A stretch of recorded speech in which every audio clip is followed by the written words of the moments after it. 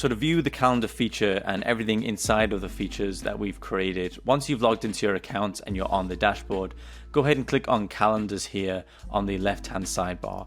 This is going to bring up the calendars tab within the account, and it's now we're going to reveal all of the different features that we have within this tab. Just as a quick side note, if you haven't watched our video of setting up a calendar, please go ahead and watch that before viewing this video. So to start off, we have an overview here of our calendar company-wide.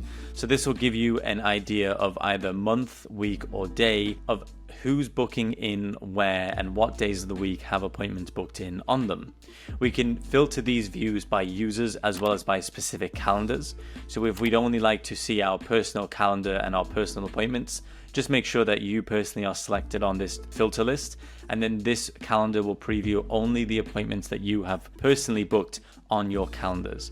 Likewise, if you don't like to see events on specific calendars, you can select those calendars here on the filter list, and that will show those specific events here on this preview. We can also skip into different months. So we can, right now we're on September 2024. By clicking these arrows, we can go backwards or forwards onto each different month, and we can start to see the appointments that would appear if they were booked in on our calendar for these different months of the year. If we'd like to manually input a new event, you can click on New up here in the top right corner, and this will allow us to manually book in an appointment or block off time on our calendar. We'll come back to this in a moment and exactly what this means, but you can do this right within the calendar feature just by clicking on New. So next then, up here at the top tabs, we have calendars as well as appointments. So by clicking on appointments, this will actually show a preview and a list of all the appointments that are booked within your account. These appointments will be filtered based off of all appointments and all calendars and all users, giving you a complete list of every single appointment that has been booked in by every single member of your team across all calendars. Again, you can view these and filter these by filters here on the top. You can view them by primary calendars or maybe just by users. You can also do so by status, such as confirmed, showed, no show, etc. Again, to manually add an appointment onto our calendars, again, we can click on New Appointment up here in the top right corner.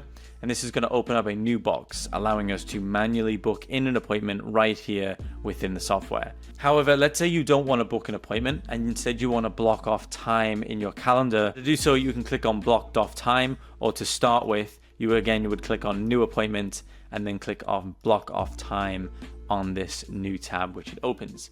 So next then we have calendar settings. So by clicking on up here calendar settings in the top toolbar, it's going to bring us to the back end of our calendar settings. In here, it's going to allow us to view a list of all previous created calendars within our account, and by clicking on these three dots of each calendar, we can manage each account by either deleting it, deactivating it, editing it, duplicating it, sharing it, or even moving it to a group. Next, we have groups on this next menu up here. This is where we can create groups and start grouping calendars for organizational purposes. Next, we have service menu. This is going to allow us to add services into our back end of our calendars. This is especially useful when it comes to integrating payment providers and taking payments from our calendars. We can actually link services to those payments and track inventory counts in the back end of our accounts. Next is rooms and equipment. So these two menus are more specifically created for physical businesses and physical addresses.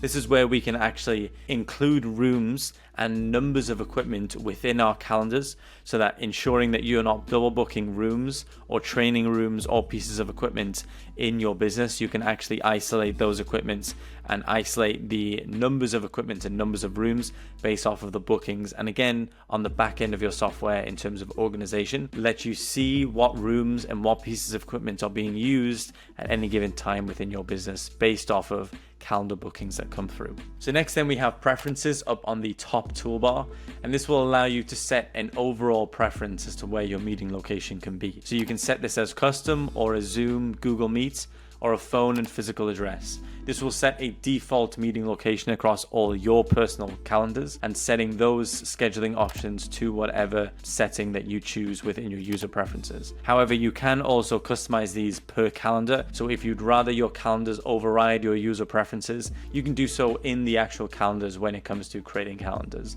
If you'd like to see more information on that, please go ahead and view the setting up a calendar video within the tutorials and you'll be able to see more information on how to do that. Next, we have account preferences, which is setting up the preferences within your accounts. So this is things like what day of the week does the week start on, any widget preferences such as time, format, language. You can go ahead and set all these preferences in here if you'd like to change any of these. Then we have availability. Again, we can change the availability of our personal availability within our account at any given time by going into the availability settings and changing them in here. Right now, we're currently working on account availability for account-wide availability across all the users. However, this is not released just yet. However, it is coming soon. Finally, then we have connections. So this is where we can connect our third-party calendars and really all of our integrations within our calendars. So if you haven't connected any calendars, this is a great place to start. Go ahead and click on Add New, and you'll be able to add your Google Calendar, your Outlook, your iCloud, or even your Calendly.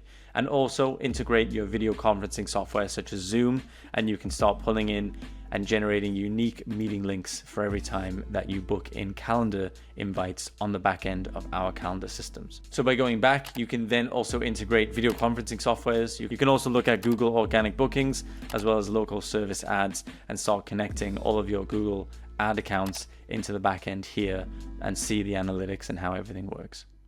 Okay, and there we have it. That is a complete overview of your calendar settings within your account.